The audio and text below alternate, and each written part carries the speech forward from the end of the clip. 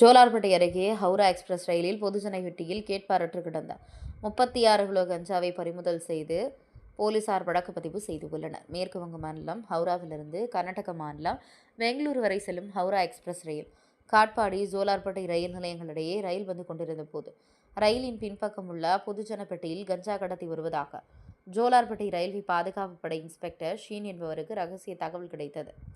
தகவலின் பேரில் 6 பேர் கொண்ட பாதுகாப்பு படை போலீசார் ஆம்பூர் அருகே பொதுஜன பெட்டியில் சோதனை செய்தனர்.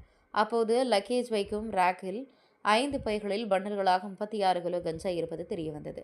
உடனடியாக பறிமுதல் செய்யப்பட்ட 36 கிலோ கஞ்சாவை ஜோலார்பேட்டை ரயில்வே காவல் நிலையம் எடுத்து வந்தனர். மேலும் இது தொடர்பாக ஜோலார்பேட்டை ரயில்வே போலீசார் வழக்கு பதிவு செய்து எக்ஸ்பிரஸ் ரயிலில் கஞ்சா கடத்தி வந்த மர்ம நபர்கள் குறித்து தீவிர விசாரணை மேற்கொண்டு வருகின்றனர். மேலும் பறிமுதல் செய்யப்பட்ட 36 கிலோ கஞ்சாவை சென்னை ஆவடியில் உள்ள மதுவிலக்கு அமலாக்க பிரிவு அலுவலகத்தில் ஒப்படைத்தனர். திருப்பத்தூர் மாவட்ட தவசி நியூஸ் செய்தியாளர் சி. ரமேஷ்.